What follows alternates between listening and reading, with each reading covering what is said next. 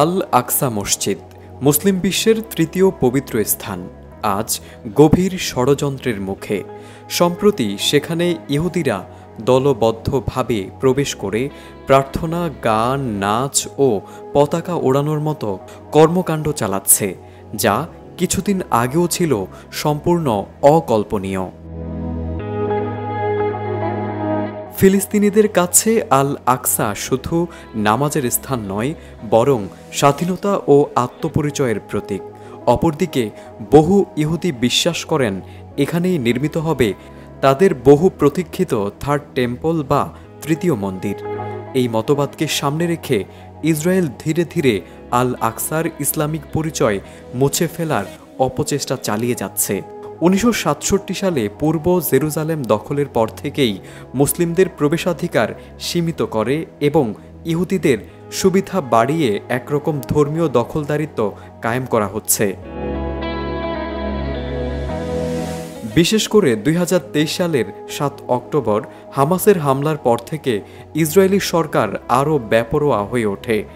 এখন প্রায় প্রতিদিনই ইহুদি দলগুলো মসজিদ প্রাঙ্গণে প্রবেশ ও প্রার্থনার অনুমতি দেওয়া হচ্ছে।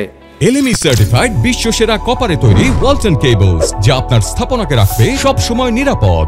ফিলিস্তিনিদের অভিযোগ, ফজরের নামাজের পর এবং জোহরের নামাজের পরে পরিকল্পিতভাবে এসব প্রবেশ ঘটানো হচ্ছে, যেন সময়ের সাথে সাথে জায়গাটিকে যৌথ উপাসনালয়ে পরিণত করা যায়। 2023 সালের মাঝামাঝি ইসরায়েলি সংসদ সদস্য অমিত হালেভি সরাসরি মসজিদ প্রাঙ্গণকে মুসলিম ও ইহুদিদের মধ্যে ভাগ করার প্রস্তাব দেন। তার মতে দক্ষিণাংশ মুসলিমদের জন্য রাখা হবে আর ডোম অব দ্য রক সহ বাকি অংশ ইহুদিদের উপাসনার জন্য সংরক্ষিত হবে। তার এই প্রস্তাব সমর্থন জানান কট্টর ডানপন্থী মন্ত্রী ইতামার বেন গাভির, যিনি মসজিদের ভেতরে সিনাগগ নির্মাণের পক্ষে অবস্থান নেন। সর্বশেষ 2025 সালের মে মাসে অর্থমন্ত্রী বেজায়েল জেরুজালেম দিবসে ঘোষণা দেন তারা আল আকসায় তৃতীয় মন্দির পুনর্নির্মাণে এগিয়ে যাবেন এবং জেরুজালেমকে সম্পূর্ণরূপে ইসরায়েলের অন্তর্ভুক্ত করবেন। এই ঘোষণা অনেক ফিলিস্তিনির মনে আতঙ্ক ছড়িয়ে দিয়েছে। তাদের আশঙ্কা, হেব্রনের ইব্রাহিমি মসজিদের মতোই আল আকসার প্রথমে আংশিক দখল হবে, পরে তা ইহুদি উপাসনালয়ে পরিণত হবে।